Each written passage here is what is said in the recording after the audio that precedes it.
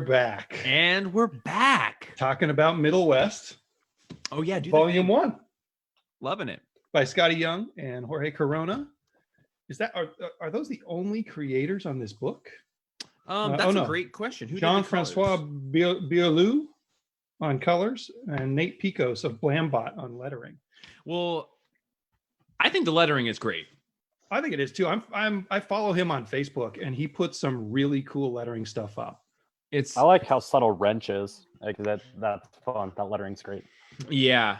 That's where we start all of our comic book conversations is the lettering. It's overlooked in general and underrepresented. So the lettering in this is fantastic. Outside of that, Middlewest. Django is the only one that had read this going into it. And honestly, I haven't read this trade paperback. I just read the issues as they came out. So this is going to be a jarring conversation for me. I'm sorry. And then Will, you're like 2 volumes deep, right? No, I'm just read this one, but okay. read it. I read it, and then I assigned it to my daughter as a book report for her to prepare a book report notes, which I have right here. So I can't help but want more than anything to know what your daughter's book reports notes on this book were. Do we need to cover anything before getting into that? Before we live grade it on the podcast? Yeah, absolutely. What I will say is I gave this to her I read her one paragraph that made her want to read it, which was basically a synopsis. I would say it beat your 70 seconds of the book. If I can find that page here real fast. Sorry. Now, how old is she? She's 9. 9. So, I mean, the book has a M mature rating, and then after I read it, I mean, there's maybe like two swear words in here, which she can handle. Yeah, but they're the big F-bombs. Yeah, and then there's the implied domestic abuse or abuse, child abuse. Yeah. Pretty heavily. But other than that, it seemed like it was something that I had confidence that she could handle. It shouldn't have to be 16 or 17 years old to be able to handle this by any means. And she really enjoyed it. Questions that you're willing to answer. Absolutely, That's always kind of my paradigm. Like, am I ready for this conversation? Maybe we'll wait a year to watch this. Yeah. Here it is. Here's the paragraph I read to her. I think it's in the second or third book where he says, maybe it's because it's hard to think about sleeping after my dad turned into a tornado monster and tried to kill me. We were almost eaten by a cannibal bird man on a train. And now I'm at some hobo wizard's junkyard compound where I learned that my chest is infected and glows when I get mad. And so that she kind of sold. Sums up the book. And she said, and then I told her there's a talking fox in it, and she was sold. The fox might be my favorite. I'm with you 100%. It's definitely her favorite character. I think she either noted that or told me that the fox was her favorite character. It's also her favorite animal. So I knew as soon as I picked up the book that she would love it. Justin, who works at the store, for anyone who doesn't know, his favorite animal are foxes, and his spirit animal is Bugs Bunny. And the fox in this book is kind of like a Bugs Bunny fox. Like it's pretty Justin to a T in there.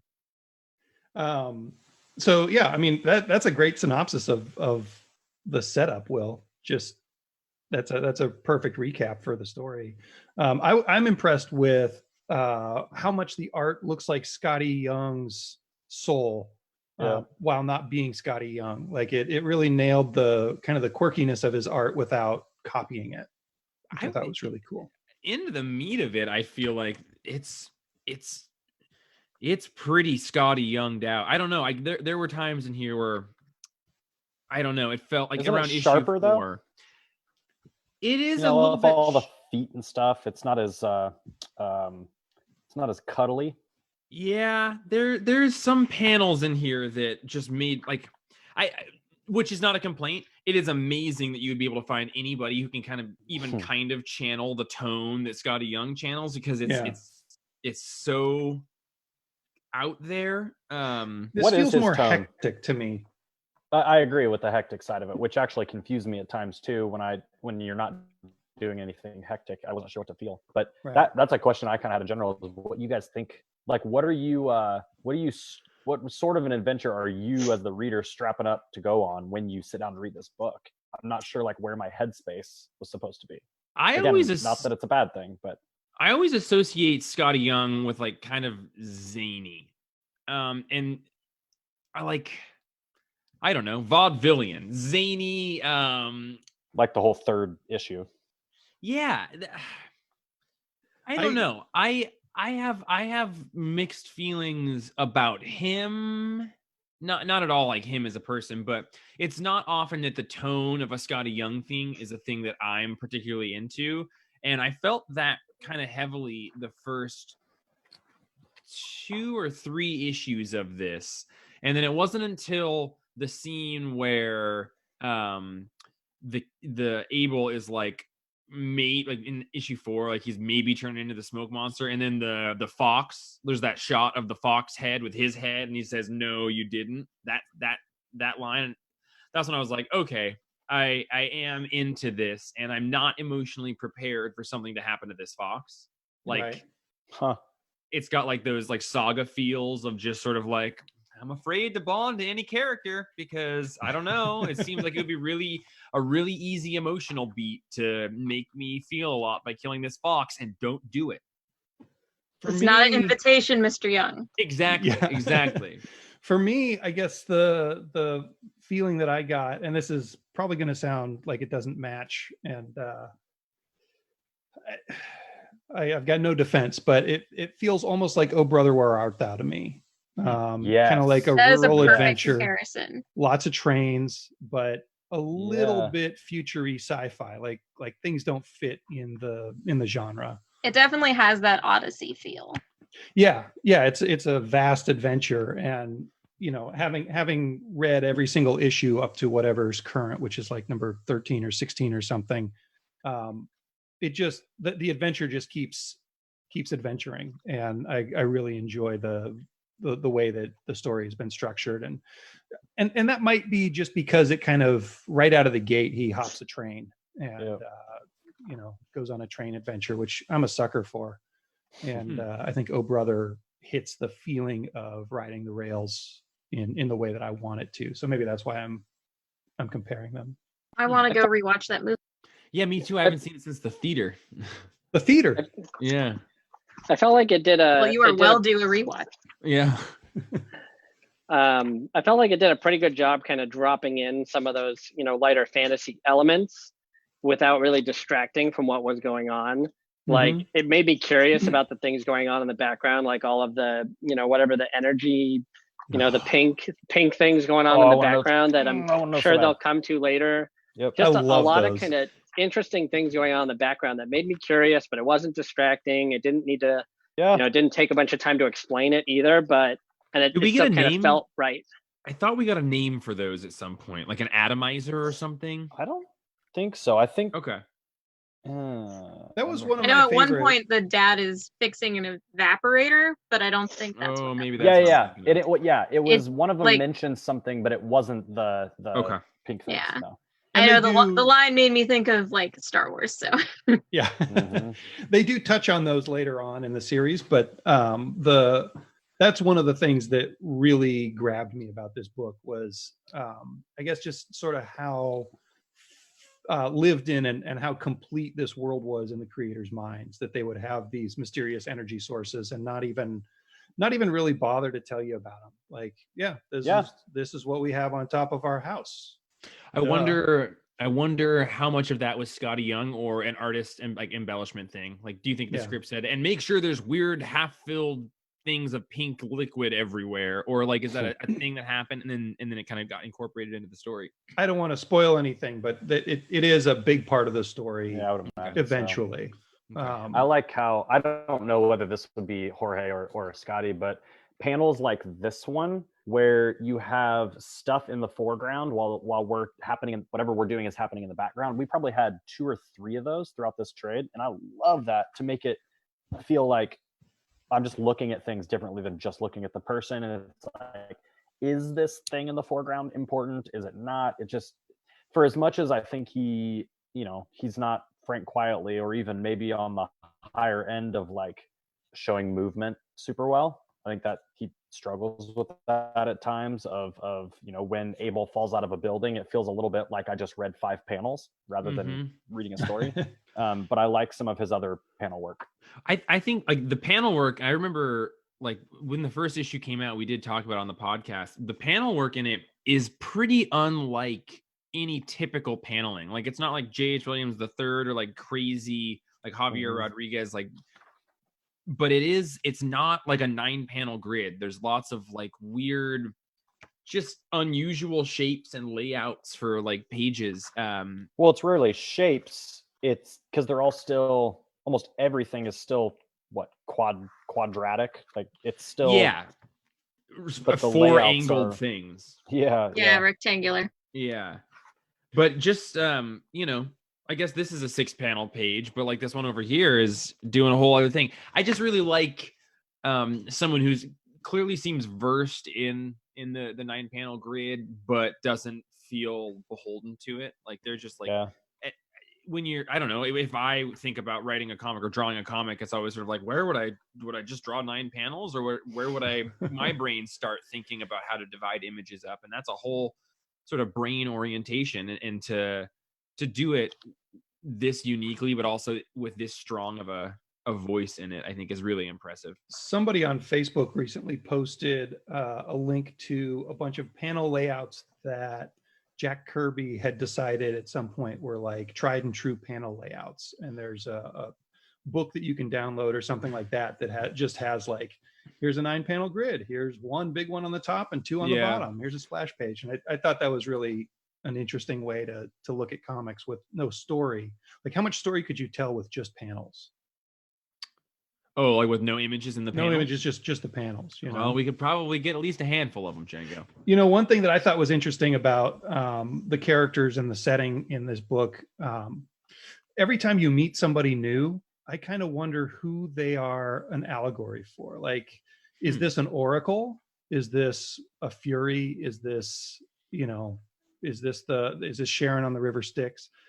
Everybody in this book feels like they could be someone from mythology or old stories. It definitely feels like it's hitting those like checkpoints of the hero's journey. Yeah, and I don't know that I don't know that he's being that precise about it, but no, I think it'd be restrictive if he did, because then you know that you're just going to be hitting each beat as it goes along. And he's not even the names, like Abel is a loaded name. Right. Also, you don't name somebody Abel without evoking some biblical stuff. Okay. Right. And the circus is the Hearst Circus. Yeah, the Hearst family circus. That's not like the Smith Circus. That's like naming it the Obama Circus, right? What's Hearst? Like Patty Hearst. What's that? Yeah, like Randolph Hearst or Patty Hearst. Like just names that have history in pop culture or real life. Jeff wanted to know if there was referencing Hayden Hurst, the football player. Yeah, I was been thinking about him a lot. Yeah. Well, William Randolph Hearst was a publisher. Like I think Citizen Kane is based off of him. Okay. Yeah, and he's a character in. I think he's a character in Deadwood, maybe.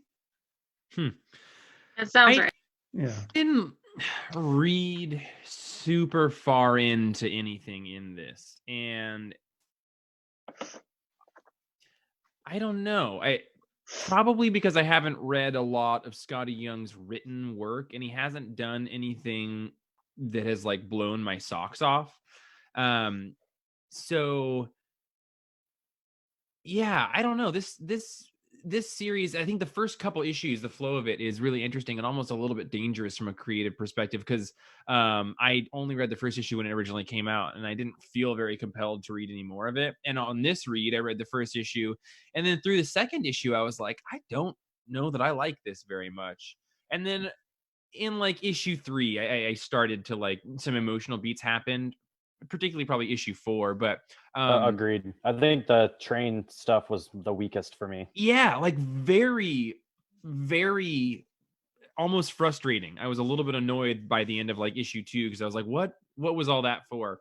Well, it was too fast after an issue at the beginning that set a stage and had major daddy issues, and then it was like classic adventure beat. Like I didn't know what genre I was reading at that point. If someone had told me, I think it'd have been easier, but it was, I don't know. I was It's a little different.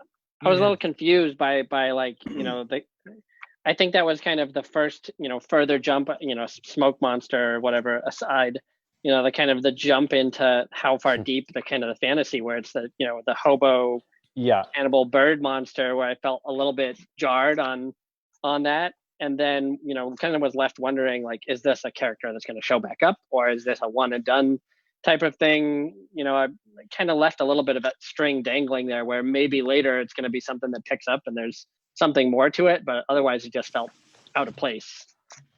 Yeah, I had the. Oh, you first, Jim. Oh, well, I was just gonna say something. It took a couple issues for anyone to be likable for me. Was it what it really was like? And daddy issues are very close to my heart. Huge fan of them. Just love it. And for better or for worse, these particular daddy issues are very in line with mine.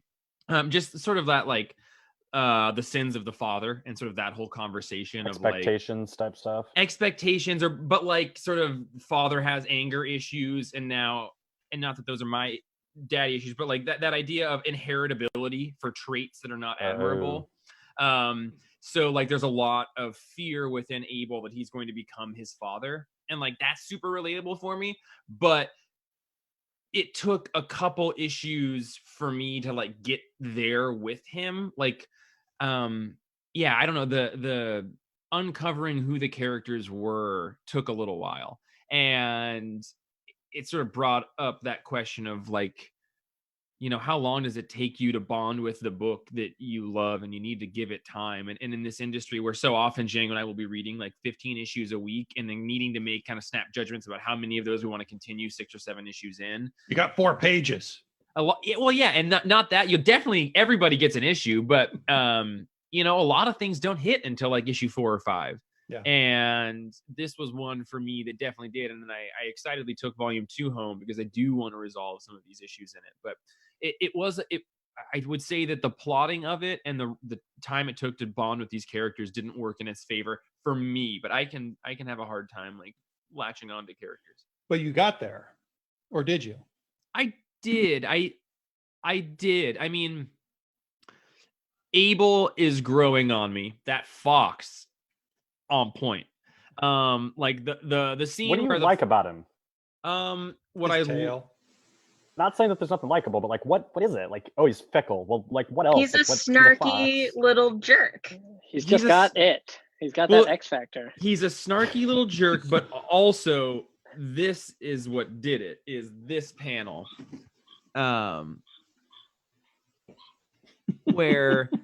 the kid, it's not funny, like it's basically Barry and Jeff.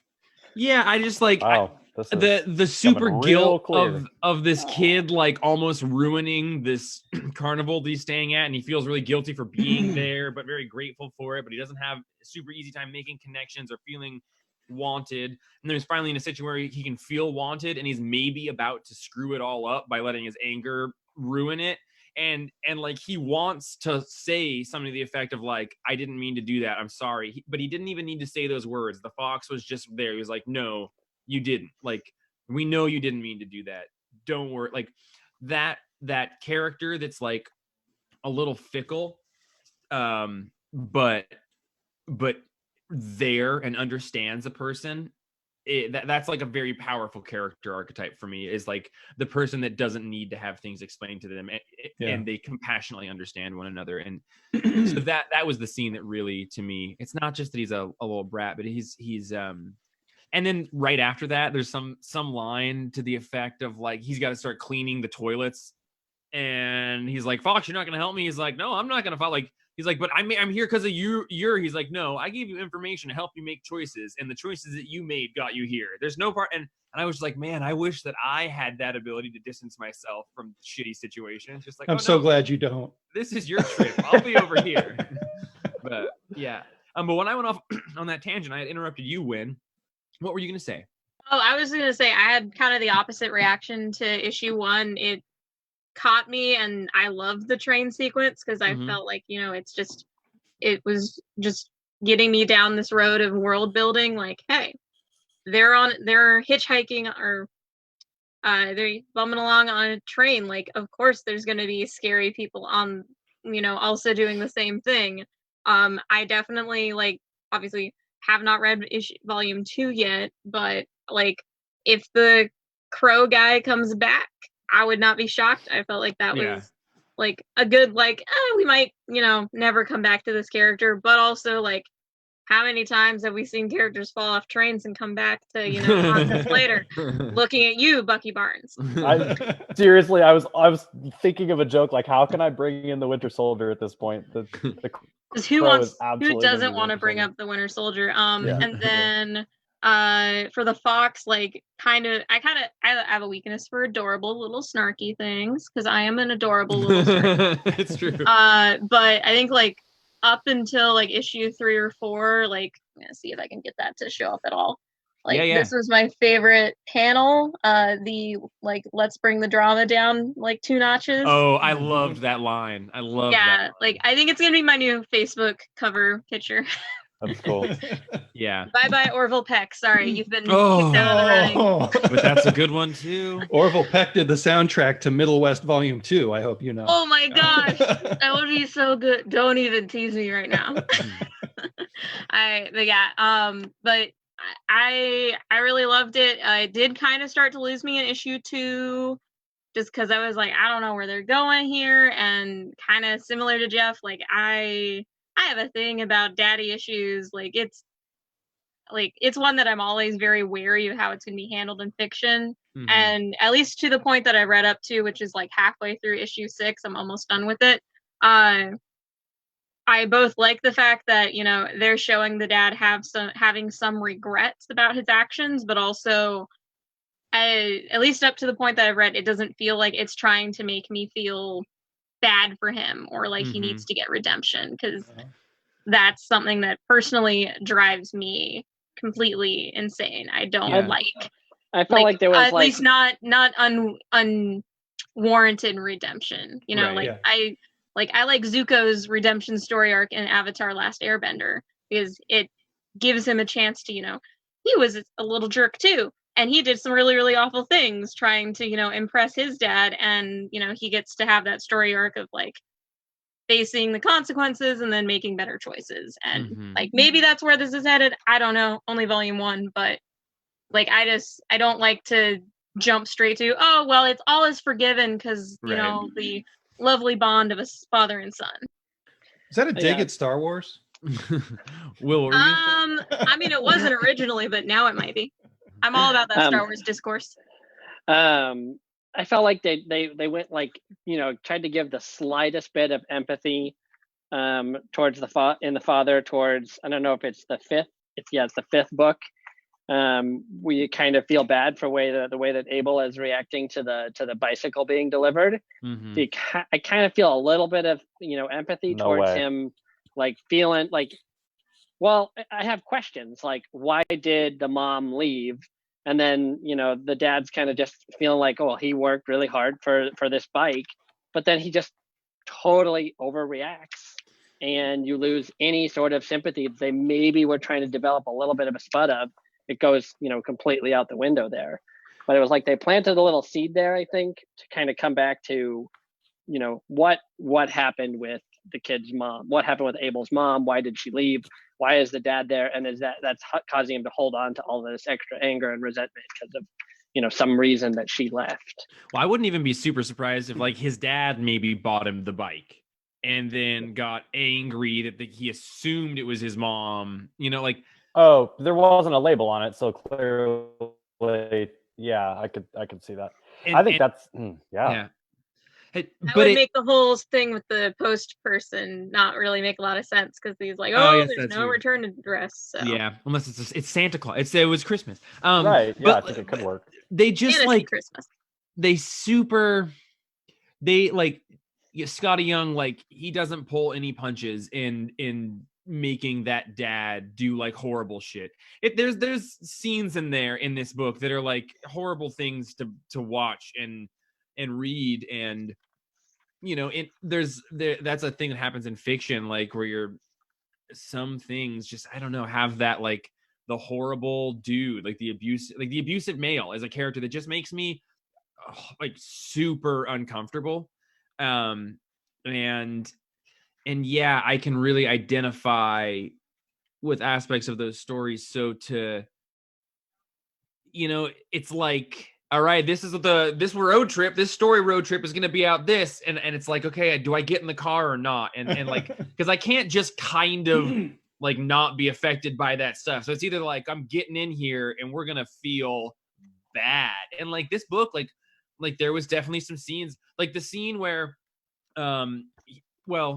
so in the final issue, they do some like memory exploration, and I don't want to spoil anything for Win, but I got to that part. Yeah. Okay, so yeah, super cool too. Like the paneling totally changes. Yeah, in a really interesting that's way. your JH stuff. Yeah, it is actually. You're totally right. But by the end of that, like he's basically starting to have a bad trip, and they're like, abort, we got to get out of here. And it's like, oh no, like he's, even before it became evident that like the bad trip part of that was happening, because I'm, like probably, on some level of the hyperactive scale. So I'm always kind of thinking about something else while I'm reading. And and I like 2/3 of the way through that sequence, I was like, oh man, I feel bad. Like I'm kind of depressed. What's going on? And then it was like, oh no, we're in the bad space. We got to get out of here. I was like, oh, effective storytelling. Because you made like, the thing was that he's locked in his head with thoughts of his dad. And I'm like, I know that feeling. I know locked in my head with thoughts I can't escape. You kind of just did that to me. I think that's really interesting when a book can make you feel things outside of the book. This one doesn't do that to me. I also don't have like big issues with my dad or anything. But I could see where it would. Mostly, like, part of the reason that I think I put this on my year-end list was that even though I read 900 comics every week, I can pick up an issue of this and be in the middle of an adventure and not feel lost. Like each issue is pretty self-contained and definitely part of a larger story.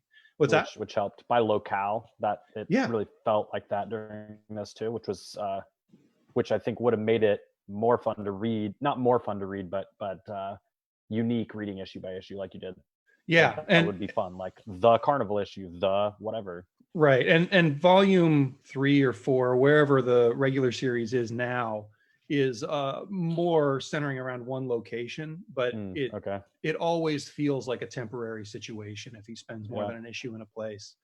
And I like a story that feels serial like that, but also builds to something else. And I'm sure that going back and reading this start to finish, I'll be able to make a lot of new connections with what comes later. I don't know. It's really good storytelling. And I think it's interesting that for me, it's like kind of a light, fun romp. And it made Jeff feel feelings. It made me like, welcome to the comics place. Question, like, you're going to go to a dark place. I will go to a dark place reading this for sure. It felt like a nice, I mean, I'm really enjoying East of West, but it felt like a nice breeze and a palate cleanse. It didn't, again, as much as I'm enjoying East of West, like, it still kind of feels like work a bit. Mm-hmm. Where this, it was very easy to read. So even through some of the kind of weaker spots, that we touched on, it was very easy to just kind of keep going and get through the whole book, really quickly, but still feel like I got a full meal out of it. Like it wasn't just shortchanged. There was always kind of something wanting me to at least see what was going to happen next, to a certain degree, and I never turned a page and said, oh God, I got to wait till tomorrow to get to this page. Like, cracking open East of West last night before, I was like, I just want to take a peek. Oh God, that's a lot of text. I do the exact same thing with East of West. I look towards a couple more pages and I think like, will I be able to digest this right now? And, yeah, I read the first like 2 or 3 pages of volume 3 and I was like, oh hell yeah, like this is good. I'm excited. And then I turned into the start of it, and it was like just full page of text. I was like, okay, this is going down until tomorrow, where this I could just keep going and going until I hit the end of the chapter. This was a super easy read. Definitely felt like the time it took me to read this entire volume, which like with interruptions of doing chores and stuff, like was probably about 2, maybe 3 hours. I feel like that amount of time is about how long it takes me to get through like 2 or 3 issues of East of West. Well, this is, yeah, I mean, this pulls you right along, and it feels almost like an Indiana Jones structure, where every page is a cliffhanger and every issue is a bigger cliffhanger. And it's always just kind of like, all right, well, I got to find out what happens next. Are they going to survive crashing into a mountain? Yeah. Indiana Jones in the never-ending story is kind of how I think it's set up. I like that comparison too. I have a question for you, Django. You're the only person who's read it issue by issue so far. How, to your best recollection, how did the character voices feel in terms of strength or clarity when you were reading them issue by issue?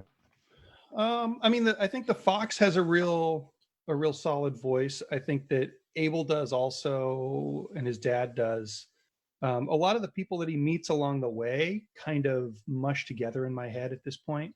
I also read comics at light speed compared to a lot of people. So like I'm there for the kind of the beats rather than the lyrics.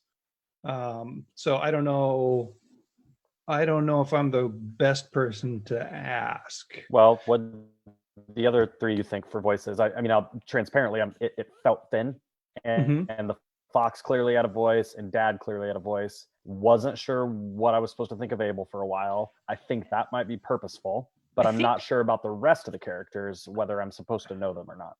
I think I'm with you. Because I'm still kind of on the fence about Abel. But there were instances of really strong voices. I really like Wrench, and I forget what line of dialogue. There's just like one really beautiful line that he says that's funny near the end. I'll have to flip through it in a second here, but it was just a great instance of like having a real strong idea of who that character is, and I immediately knew who that character was. Whereas Abel is a little bit harder. The voices, some stronger than others. I mean, Abel's a kid. He's not Peter Parker, who's 16. He's like, what, 11? Right. So there's probably not as strong or clear of a voice. Yeah. I mean, can any of us remember anyone having a super strong personality in elementary school? Yeah, exactly. Gosh, yeah. What do you in this you were either generic elementary kid or a horse girl. I'm still kind of horse girl when Abel doesn't always have a face. Yeah. Well, Bobby didn't have a face a couple times too. Yeah. I kind of read that as like giving the reader room to just put their own stuff into that scene. Kind of like there was a couple of random scenes where even like he was sitting and talking to the old lady, what's her name, Maggie? Yeah, Django just showed that one. It's that kind of the ones where it's like in the distance, that doesn't bother me. There's a lot of stuff going on, but when he's sitting right in front of you, that I don't know, that really kind of took me out of it. Like it just. I've read enough stuff where I feel like I'm disappointed by what facial structure looks like in the background that I would rather see it blank. and with this, I think there are a lot of things in it that look shortcutty is so loaded. But I can't think of a better word. That kind of looks shortcutty, but I'm okay with it because I feel like that's great. Put your book out and it fits stylistically. I mean, it is all over the book. So it's, but I don't feel like it happens with people other than Abel that often. So I don't know if they're just letting us do it like Bella in the Twilight books. They never describe her in the books. So you can kind of overlay your face onto hers. Did you guys think that these people were maybe from the Kickstarter or like friends of the artist? Or this is a strangely definitely detailed... the vibe I got was like, these are people that somebody knows. Yeah. I just want to shout out the scene that was some of my favorite characterization in the whole issue was when Abel had passed out for the first time, and he's at like when Fox and Wrench are outside the building waiting for him, and he's sort of like, "Why are you out here in the rain?" And he's like, "I don't really trust any of you guys." And he's like, "Oh, that's a weird thing." He's like, "Also, I'm the only person Abel trusts, and so like he can't trust anybody, so I have to do this." And he's like, "Why are you out here?" And then Wrench was just like, "Maybe I don't trust or like reason, or maybe I just don't trust any of these carnies either." And I was like, "Oh, okay." I could read issues of Fox and Wrench just hanging out more easily than I could read. Yeah, the new Rocket and Groot. Yeah. They made I that would really full stop read that. Yeah.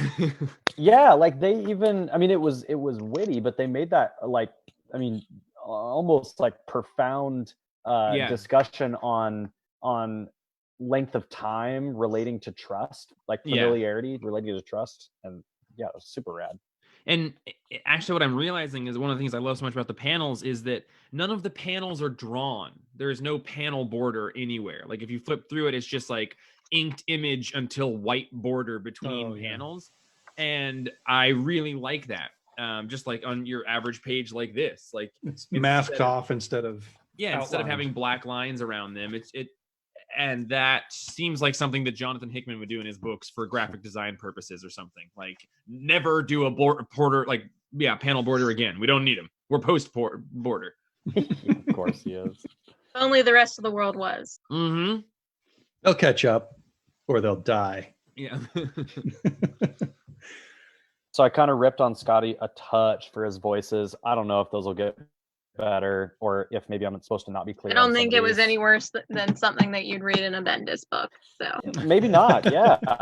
And I think I don't know, I did this with East of West a little bit, and I tend to apologize for things. And I think if I'm going to support this in the sense of having weak voices, it's because that's just not necessarily what you need to focus on. Like there is other stuff to look at and experience, and that's newer for me. It's not normally books that I read. I'm trying to focus on voices. I think it's pretty rad. So we'll see how that goes. But I think a huge compliment for this Jorge Corona guy is I absolutely, for what I don't necessarily relate to and Abel all the time, because I'm not sure what I'm supposed to think about him, I love his faces when he's reacting primarily to his dad. Yeah, and like the tear-filled eyes. Oh my gosh, it was really cartoony, kind of zany, but it legitimately broke my heart. That was tough. And I think that's where, like, well, when you were saying like they left some room open for the dad to be I don't know, the hard worker who's not getting appreciated. Yeah, redeemed a little bit. To me, when I read that scene, that was like, it was so evident that this is like a 9 to 11-year-old boy who should under no circumstances be required to bear the burden of understanding the relationship between his parents. And he just got a bike and complimented somebody saying, "Mom, I got a bike. That's great." And then for him to have that thing and then his dad to still react like that actually pushed it further in that direction when I read it. So it could be either way, but I guess the question from that left hanging to me was, if the mom left, why did she leave Abel? And does that make her better or worse? Did she leave, or did the dad kill her, or could she just literally not handle being around the tornado monster? Maybe she tried to take Abel but couldn't. I mean, it's such an open-ended question that's what I feel like it's probably going to be explored more in some capacity. But I need that question answered to at least better understand that.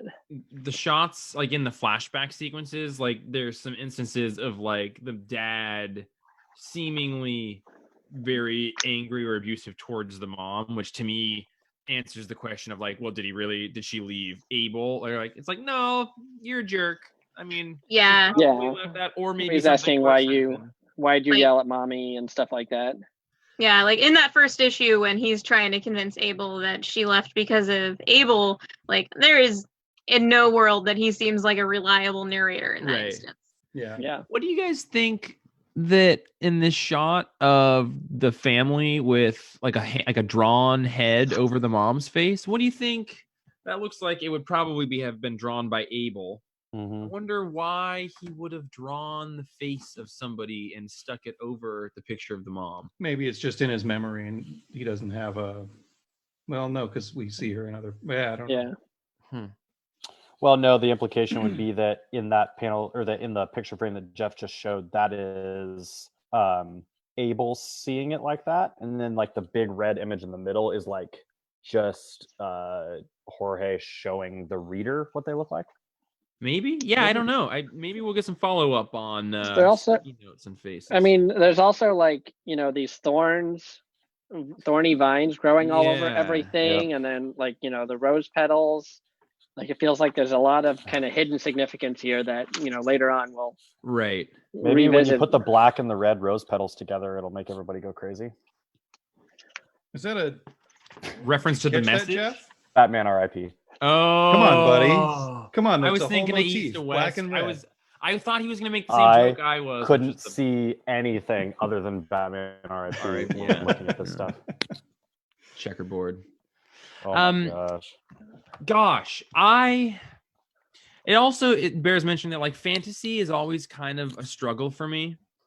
And I think that was why in like the first 3 issues, it takes like Django has talked a lot about like oftentimes like far out space or like psychedelic or dream things. You just sort of like, you need to be able to put your feet on the ground. And fantasy for me, like all fantasy almost has like its own litmus test for what is consistent or how that universe operates. And it took me a while to sort of get comfortable with how I felt this place was operating. This felt less like fantasy to me and more like almost science fiction with characters that respect myths more, if that makes sense. Like what? I mean, like what though? If we're talking some other general story that you mean like something else that just kind of feels like this. I don't know what that would be. Yeah, I don't know either. It's a pretty grounded story that has little elements of magic and little elements like the juice or whatever on their houses seems like science fiction to me. It almost feels a little bit like maybe the world on its way to where the Dark Tower takes place. Like the world is moving on and we're headed towards sort of Wild West. I love that all the trucks in the farmland are definitely not new trucks. They're not making new cars in this world anymore, but they had cars. The one thing I haven't heard you guys talk about at all, which I'm dying to learn more about, is these uncircumcised rabbits. And that's all the time we have tonight. Yeah. Jeff, it's an aft skin. It's an aft skin. Oh, mother. Yeah. Man, I was thinking they looked like tardigrades, but now that's what I thought of. Look like tardigrades. Yeah. Why not both? That's true. No, those things were adorable. Loved them. I learned what a tardigrade was from the Adventure Zone. Nice. Waddle bells. I really love the visual of they're coming up on the field and then the hobo wizard makes his little call and then it's like, oh, they look like they were rolls of hay, but actually they're those. Yeah, there is a lot of incredible imagination in here, and I don't know how much of that I do love so often when you have a novelist come to writing comics, there's that instance of the writer not always trusting the artist to tell the story. So you don't usually have 2 full pages at a time without text or something.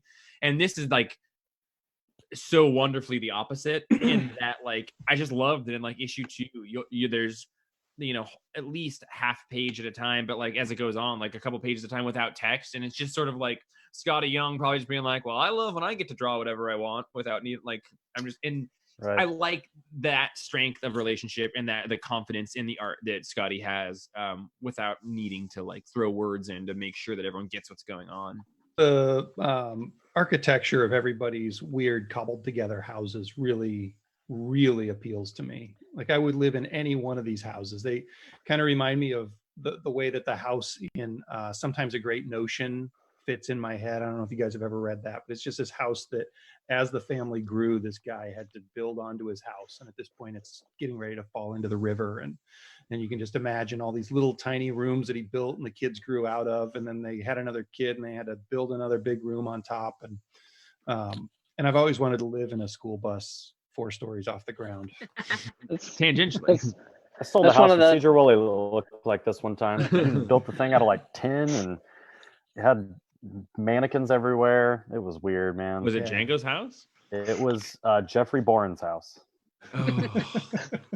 That's the art and the structure of the houses and things is one of the things that my daughter specifically made note of, that she really dug the artwork. She really liked the hobo wizard's house, and she really dug everything that was going on in the carnival. So she was really kind of bought into all the artwork and everything that was going on in the background. And I want to all of unpack. that. I want to unpack her book notes. Can we get some full book report notes on here, Will?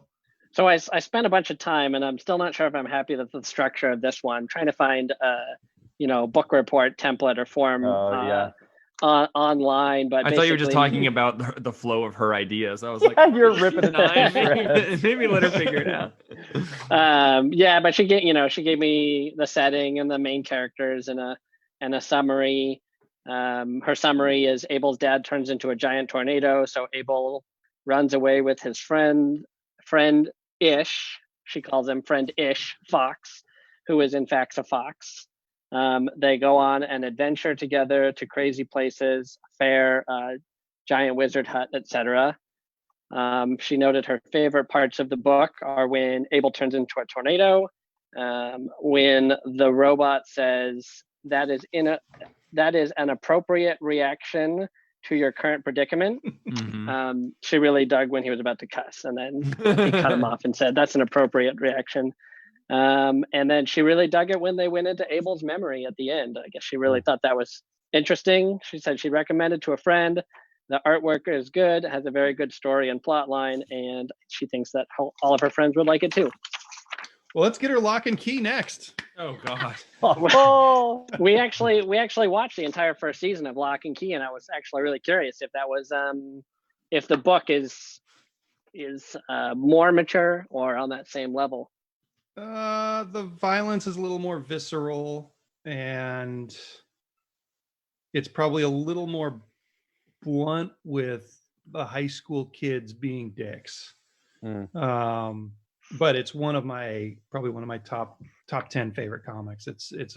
what's your 5-star rating of the comic series and of the show so far? First gut instinct. Me comic Yeah. series like 9.5. The show I would say like 7.5. Okay. I haven't finished the show, but I like the comic a whole lot more. Worth watching if we haven't read it. I watched the pilot and it was good. Yeah, it's a good show, but it doesn't hold a candle to the comic for me.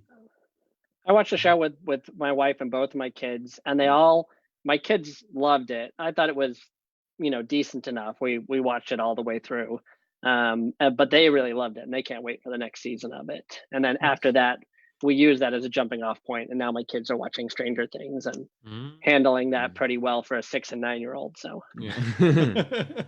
Just wait for the night terrors. nothing yet so far.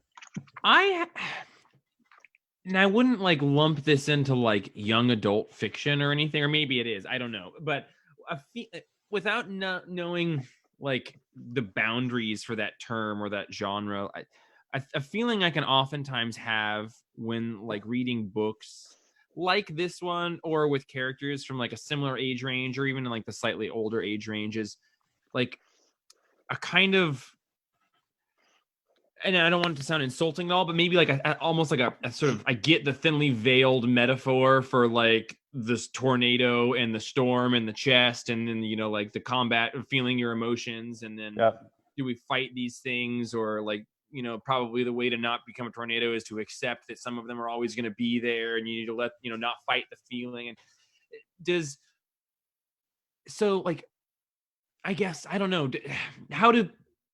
Does the feeling, do other people feel like the story, like the trappings of the story, the wrappings of it are not predictable, but the story itself, like I feel pretty like in line with what I think the emotional beats of the rest of this story are going to be.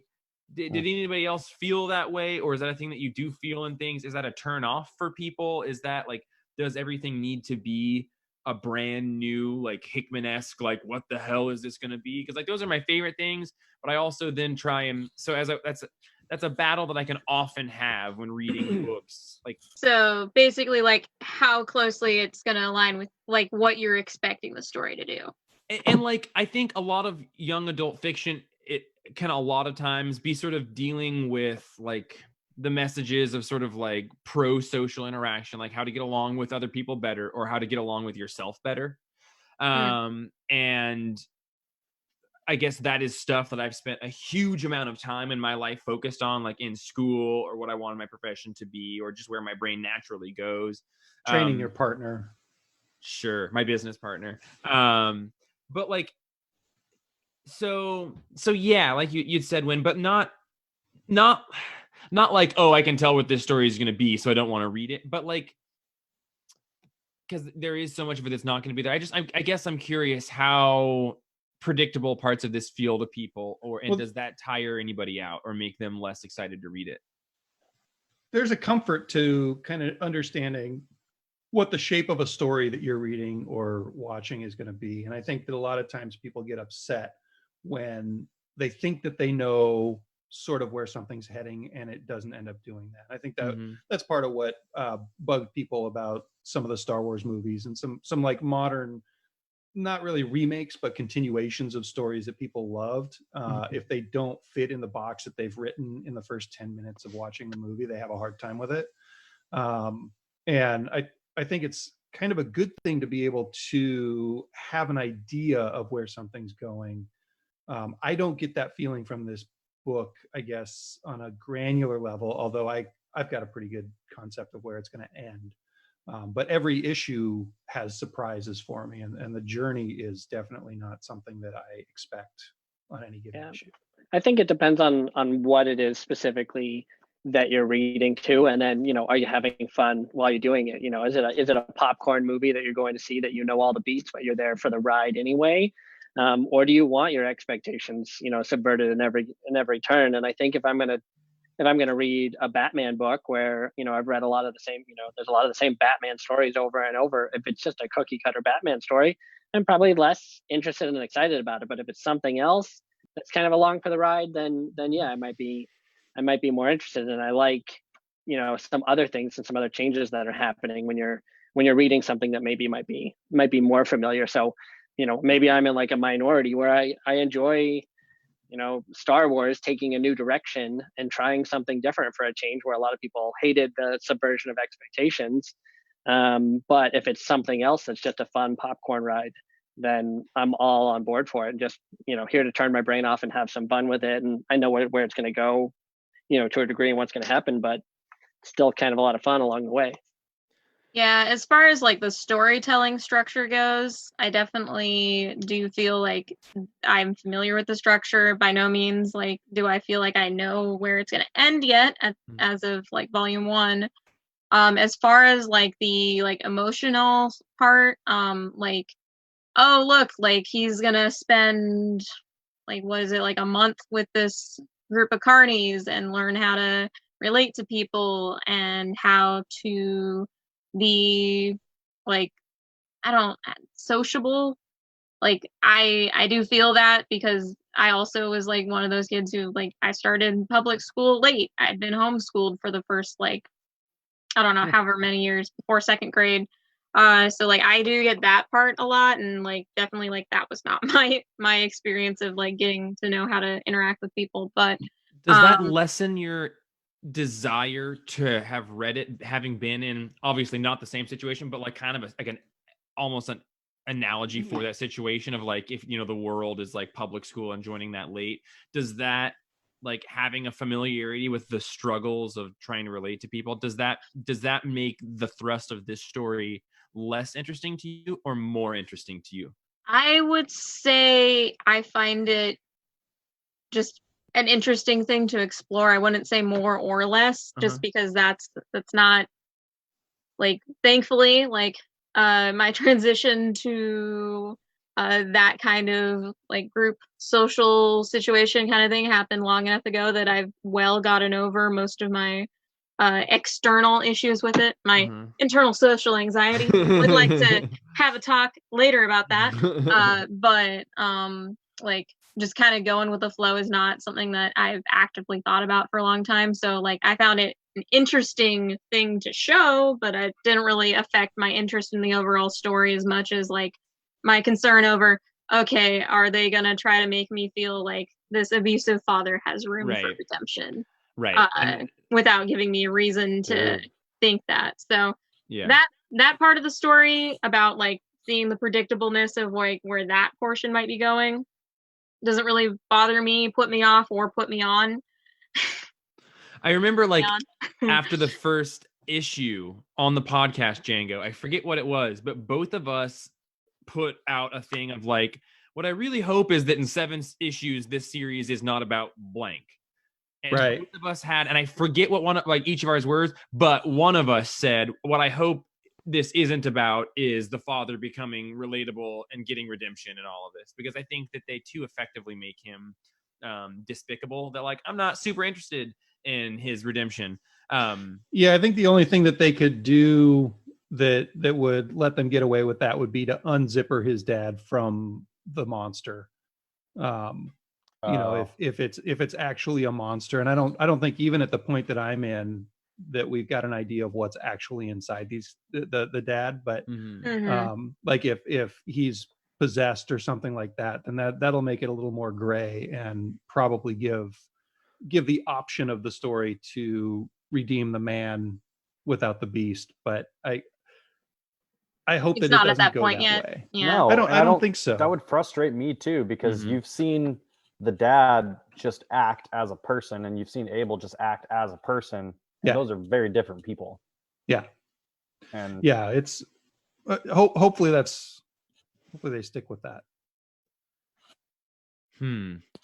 Yeah, I'm such a junkie for like novelty, for like things I've never seen or read or heard before, that when like, you know, that's where my attention always looks first. And if it starts to feel like this doesn't have that, or anything doesn't have that, I can start to lose interest. That's kind of my one hang up with it, is that it is a little heavy fantasy, and then it's also like I hope that it goes in directions that cause me to think and feel things that I'm not necessarily super familiar with. I'm hearing you equating the novelty with good, and I've seen it before with bad, which is totally normal. But I'm curious for you, is there room like for people who watch The Bachelor? I won't disclose whether I'm one of those or not. Griffin McElroy is. I support anybody being. That's a great point. Okay, hear me out. The Bachelor comes out X number of years ago. Star Wars comes out in 1970 something. Star Wars created a genre. It created its own style of through line, its own beats that then things hit, and that is now a thing that exists. The Bachelor did the same thing. So you can watch spin-offs of Star Wars. You can watch space fantasy, whatever. You can watch Love is Blind and every other show that's spun off of The Bachelor. The unfortunate side of it is like The Bachelor was groundbreaking at some point, and Star Wars was groundbreaking at some point. So to me, it feels like if you don't want to read a story that you're sitting in that you know what kind of a tunnel you're sitting in, that you're potentially missing out on something because it just wasn't the first version of that. But sometimes it feels nice to read a Marvel book or whatever like is within those confines. And I agree more with Django that I don't necessarily see this as picking up a book that I'm quite sure that it's going to hit what I think it's going to hit. But it, in a time where we have 2 book clubs and one of them's Jonathan Hickman and one of them is this, it feels like it has a role. Yeah. I outside of comics and everything, I would say like I suffer from having like a sort of almost hyperactive sort of like, is this new? Is this not new? Is this going to be these same old beats? I don't have the time for that. Like that's just, and I don't like, I wish that I had the interest in rewatching things that I love, but I don't even really want to rewatch things. Like there's just so many things in the world that I have an unhealthy relationship with feeling like I need to explore other things. Did you get that outside of comics more once you started getting that as a inside of comics as a well, I think it's kind of tricky did that ruin because other media as well?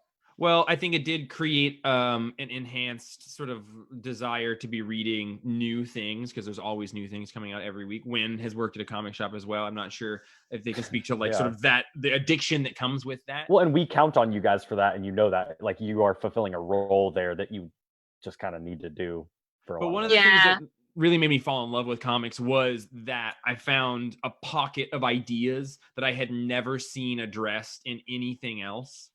And I was like, it changed my life, like an introduction to a lot of these ideas that I had never accessed before. So my relation with comics is even a little bit more strongly tied to trying to find things like that.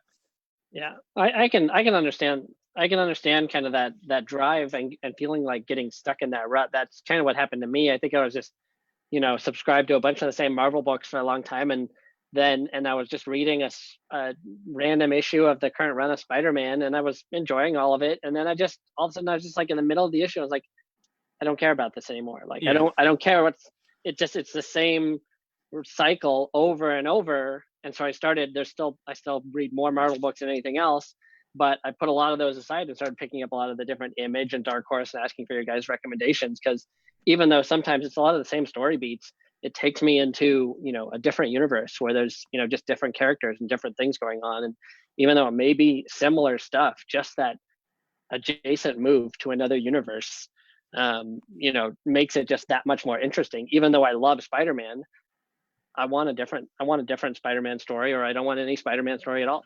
Well, we're all just waiting for the new Spider-Man story that will be coming later in your life, which is Spider-Man being your son-in-law, because Spider-Man is your daughter's boyfriend. Right, exactly. That same kind of thing is what almost had me stop collecting comics until I've read the last couple issues of The Boys, and they did some stuff in there that I didn't see coming at all. And I'm sure the name changed. What's that? Sorry, I just everyone has slowly changed their names, and I just saw guys, our names are like Hickman's white pages.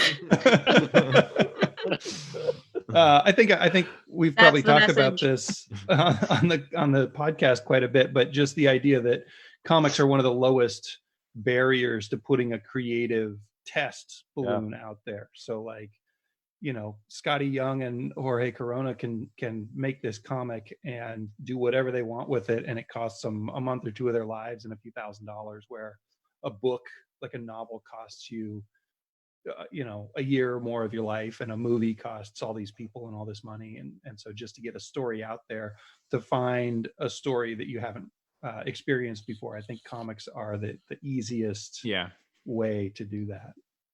Also the fastest to read. Yeah, I like that. Except for exclusively picture books. So this book is an interesting spot for me because I'm excited to read the second volume. I don't know. It'll depend on the second volume if it's a book that I want to read in issues. Like I'm not sold either way yet. I like it. And like I said, I am excited to read the second volume. Mm-hmm. But usually I feel like 5 issues in, I'm kind of locked in as to whether or not I want to keep reading a thing. And I do want to keep reading it, I think. I think it'll be a role player.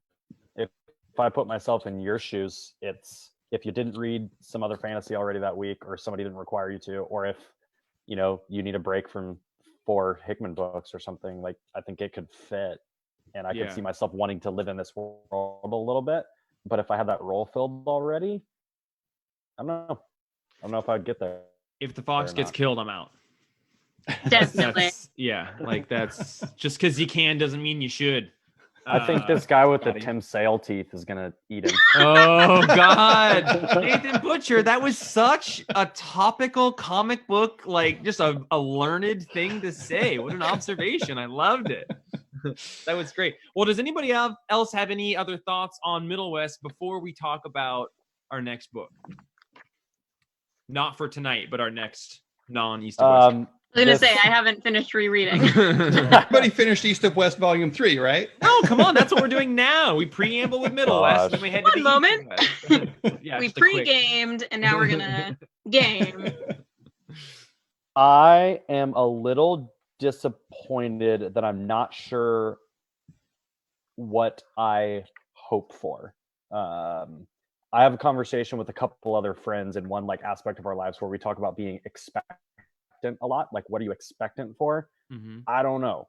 I liked it, and I actually would rate it pretty well. Like, it was fun. It was a great read. I wanted to go back to it. It was cool. But I don't really get.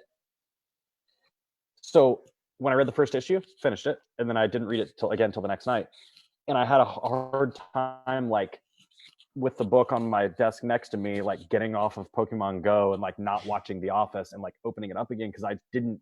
It felt okay at that point. It was a cool world once I was inside of it, but I don't know what I want out of it, and that is probably where I'm at right now. I will certainly keep reading it, especially because we get to talk about it.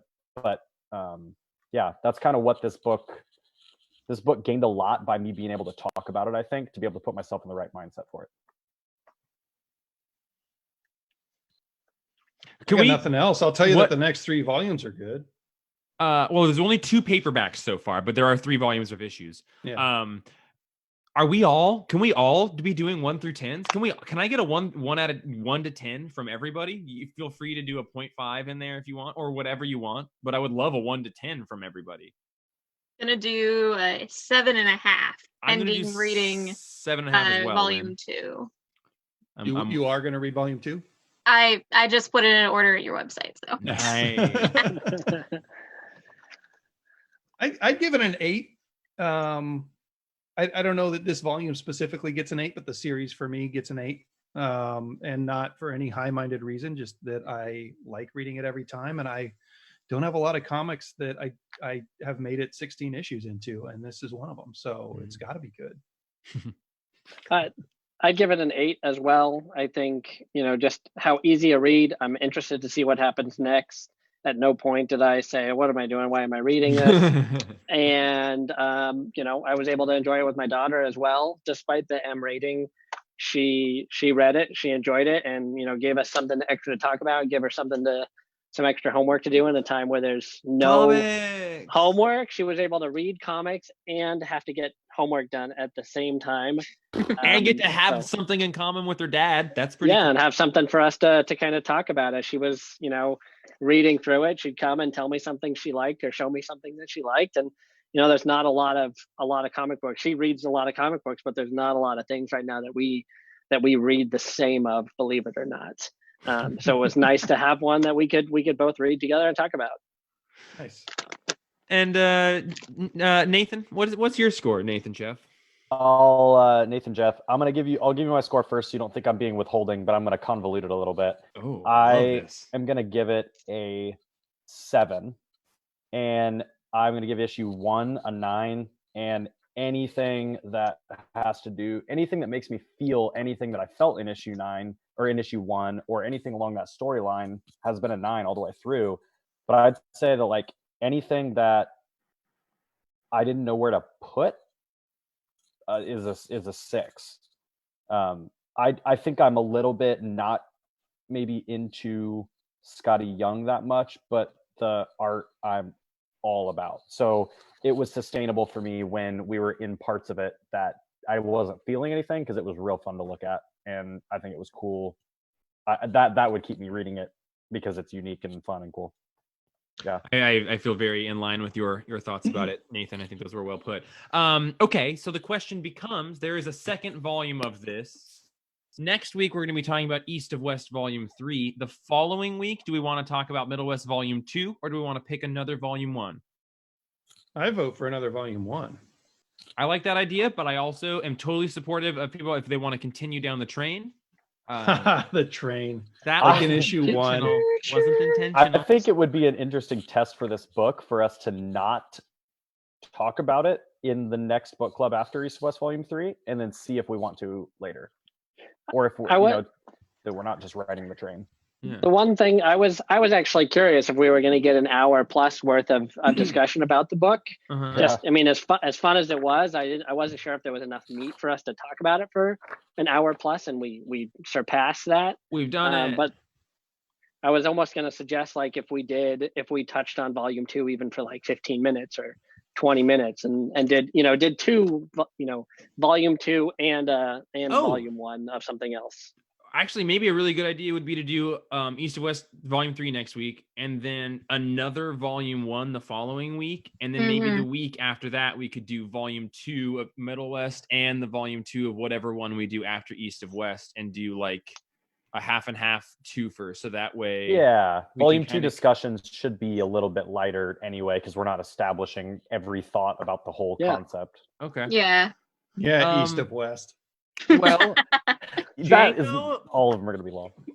We are. I don't know if y'all heard, but comic books are going to be available pretty quickly. Heard. You can clap. It's awesome. So we are no longer super limited to books that we just have in the store. So we could be a little bit more flexible with what we want to get. Although we do have a lot of, like, we've stocked up super heavily on a bunch of Image #1. So there's a lot of good ones in there. I was looking Y'all through read list. The Old Guard by Greg Rucka? Yeah. That book. If you like Greg Rucka and you haven't read The Old Guard, for one, it's going to be a TV fix it. show. Exactly. And volume 2 is coming out in singles right now. Like the last issue 4 of 5 for the volume came out like right before comics stopped shipping, and I'm like dying for issue 5 of that. Old Guard's a pretty cool, like, time traveling group of mercenaries. Just not time traveling. Well, but long living, time spanning. Yeah. Time spanning, but that one gives me a lot of feels. It's a little more serious, but it's also definitely like an easier read than East of West. Yeah.